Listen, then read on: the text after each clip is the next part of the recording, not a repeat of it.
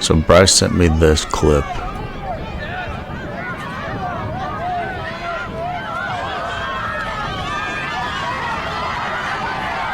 And then he asked about editing and how I would edit this. So I edited it on my phone. This is just a HUDL clip. The HUDL's cool. It's a good way to like make highlights and put them onto your HUDL account or on your YouTube. But for Instagram, you want it to be vertical. So you're gonna have to take this and edit it. And it's tough because most of the HUDL filmers are just like high school kids, and so they're not super good at keeping your kid right in the middle of the screen. So you're gonna have to edit it if you want the aspect ratio to be vertical. So this is what I edited it to. Okay, so this is the video that we edited.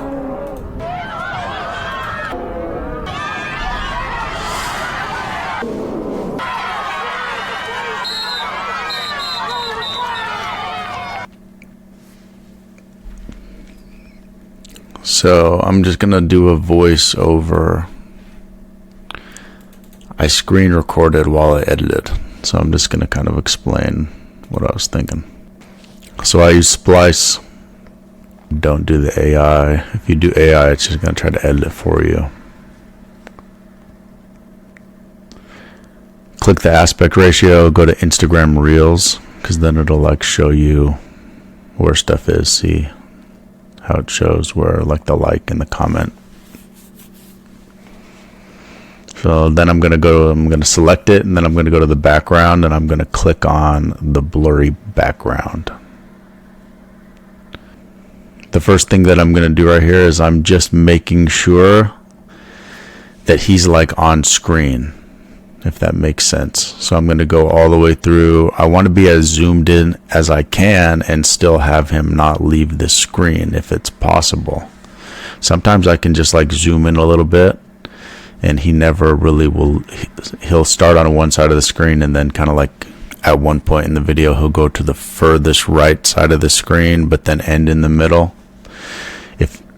If it looks fine, it's better to just be zoomed in, but you want something to happen at like 3 seconds.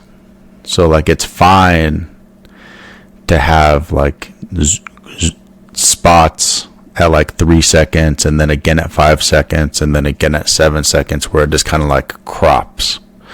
So zooming in and zooming out is a good thing to do every like 3 to 4 seconds, starting at like 2 to 3 seconds. So that's kind of like what I'm doing right here. First I go through, I make sure that the kid doesn't leave the screen on the left or the right. Add the background.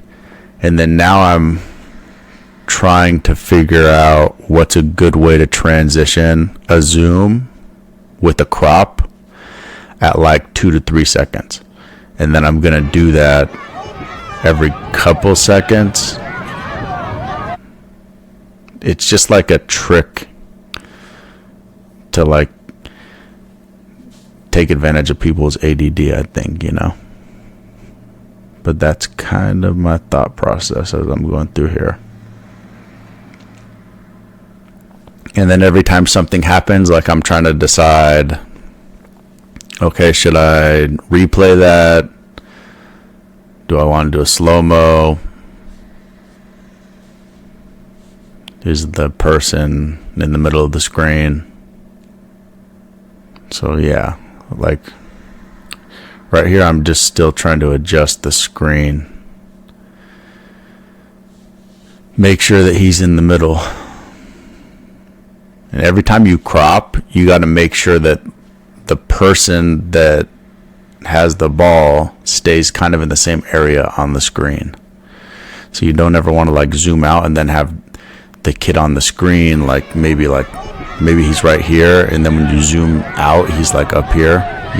You want him to be in the same spot on the screen, or else it's going to be too confusing to watch.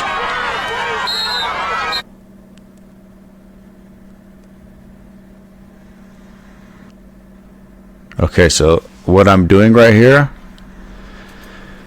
Now I'm going through and I'm picking the points in the video that I'm going to slow-mo. And then right here is where I'll decide as well, like if I'm going to replay something. Sometimes I'll like slow-mo it and then I'll replay it in full speed, or I'll let it go in full speed and then I'll replay it in slow-mo. If you replay, you just don't want to replay like multiple times. You can slow-mo a bunch of times, but don't like do a bunch of slow-mos and a bunch of replays, because I mean it looks cool to you because you're the parent, but you and I mean, like, if that's what you're trying to do is just like post cool videos for your relatives, then do whatever you want to do. But if you're trying to get like maximum engagement from the post, then just be careful. Don't do slow-mo replay, slow-mo replay, slow-mo replay. People are going to stop watching. But that's what I'm doing. I don't know if I'm adjusting the speed right here. We'll see.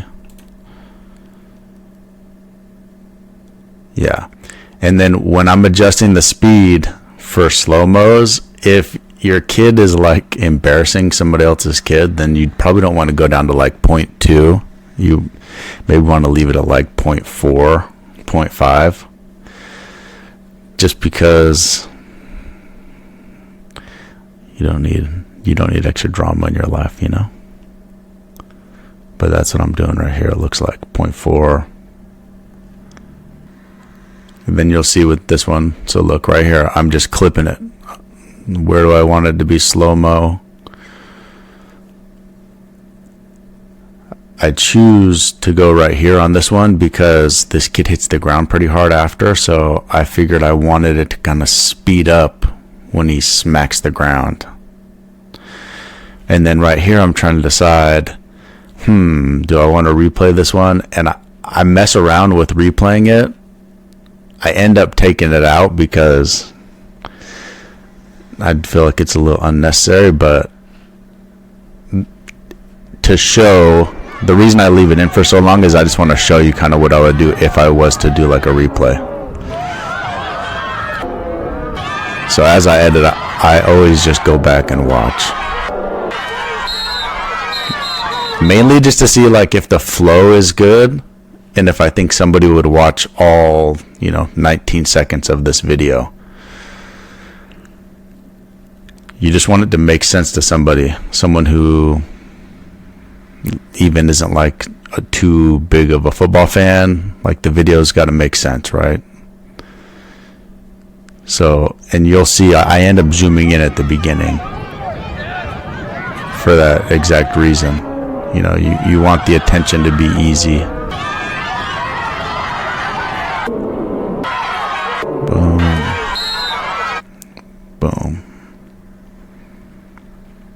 So right here is where I think I'm deciding to double it and then replay it.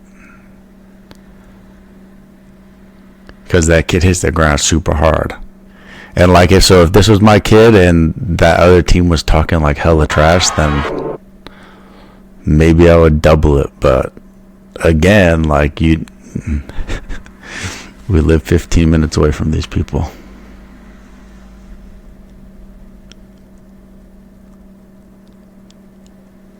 So you can see what I did. I'm just trying to figure out which clip. It's this one right there.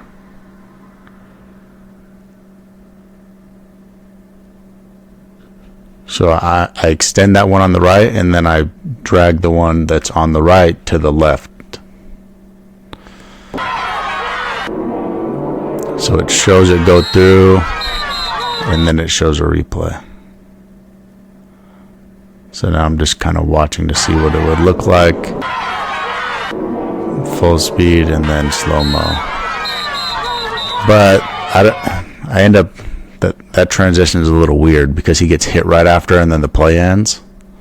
So it ends up being a little confusing, but that's how I would make the little replay. So, I mean, right here, I'm just watching it a bunch of times. Like I said, I end up deciding to take it out because I just felt like it didn't flow very well. Right here, I'm watching the end of the play. It's cool. Like what what I'm looking at is this kid coming up and celebrating with them. Like, that's kind of the ending that you want to go for, right? If there's like a funny moment in the celebration. I'm trying to decide if I think it's funny that he kind of like shoves his teammate off, like, all right, that's enough. And I end up deciding just to keep it like short. You want the video like right when the action's done, you want it to end. So if you're going to show celebrating, sometimes I'll like do jump cuts, so I won't film the person running the whole entire way to his teammates, you know, just like maybe splice the section that you want and then like remove gaps in between. You just got to think, like, if you're trying to get engagement, it's not anyone else's kid but yours, so like nobody really cares too much to watch the celebration, so just end it. But that's what I'm trying to do right here. Because if there is something funny, like one of the kids gets knocked over, then it'll help boost engagement, because maybe someone will go comment it. Comment, they'll send it to someone and say, look at this. So now I'm just trying to go back through. Right now I think I'm trying to decide if I'm going to zoom in at the beginning. Because same thing, like you want, if somebody's scrolling, like right at the beginning of your video, you want them to know exactly what's going to happen. You know, the video that was sent to me, I can go, let's go right here real quick. So look, this is how it started. See this? That's cool. But people aren't going to keep, if you circle right there, like it's engaging, and maybe it tricks people into be like, okay, watch this kid. But if you're gonna add that, so if I was gonna add that, I would do the circle, boom, and then I would cut to exactly where I started this video.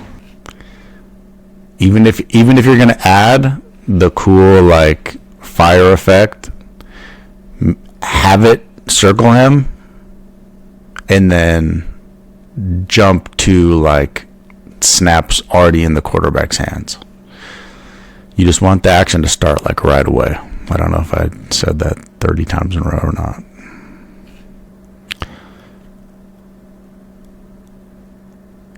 So right here, what I'm deciding too is like I like the transition of being zoomed out a little bit into zooming in at 3 seconds. So I'm going to split it right there, and then I'm going to zoom in at the beginning. And now I just got to make sure that it jumps good right here. So what I want is him to be in the same section of the screen. So that looks a lot better because it's more zoomed in at the beginning, and then there's like a bunch of like jumps in and out. The reason that I do it is because it boosts engagement. So if you're editing for engagement, then maybe try to figure out how to do those, because it really helps.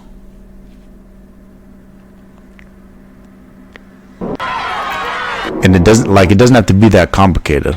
Like if you go back, I'm sure I'll show it again, but it's not the craziest jumps in and out at the beginning of this video, but it's just so much more engaging than if it didn't do that at all.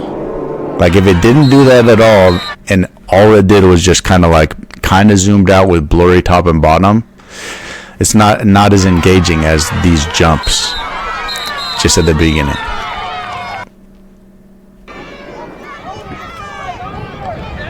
So those two things right there.